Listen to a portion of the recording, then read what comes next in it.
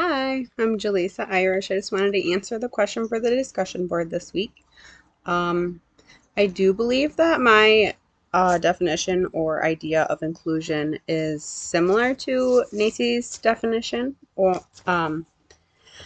I believe that all children should feel included in their learning environment and in the learning process. They should participate in all the activities as a full member of the community, and they should especially have a sense of belonging in their classroom, um, and positive social relationships with other students.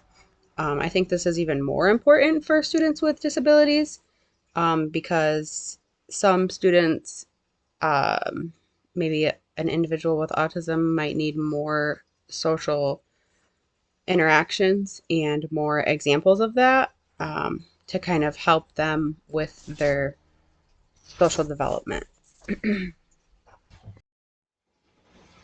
Many students with disabilities need, um, that example and the assistance from their peers to develop these social interactions. I think that the last three words that are used are very important: access, participation, and supports. I think students may need some supports, and whatever supports are needed should be put in place for them to actively participate in any classroom that they are in. It's really important for them to have access to some general education instruction.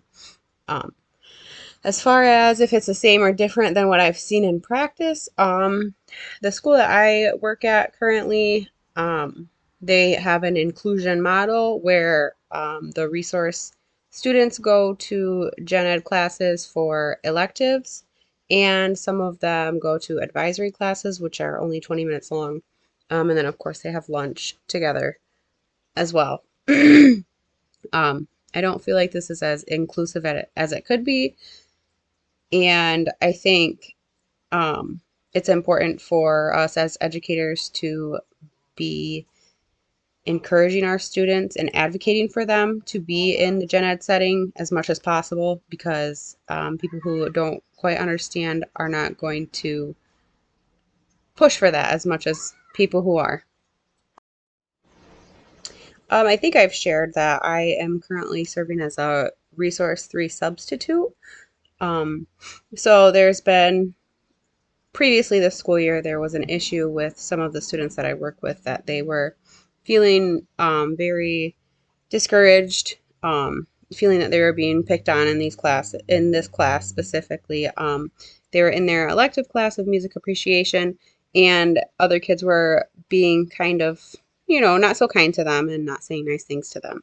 And so I spoke up for them quite a few times, and then one of the students' mom and grandma actually came to the school and set up a meeting with admin to address the situation.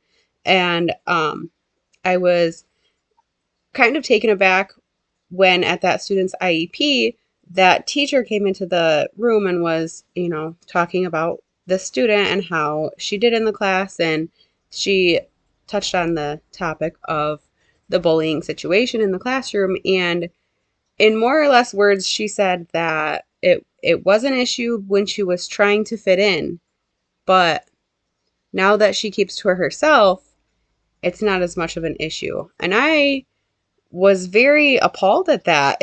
It To me, it kind of said, like, now she knows her place. And I was heartbroken that any educator would even think that that's okay. So, but we can only do what we can do. So, um, that kind of was very upsetting to me at the time. But I know other teachers that really do their best to be inclusive and actually include the students and help them and give them all the support that's needed, even if it's just one teacher in the classroom. And they support students wherever they see the need, and they, accommodate or modify what they're doing for them, for that student, to be able to participate fully, not just being in the same room. That's not inclusion. So, thanks. Have a great week.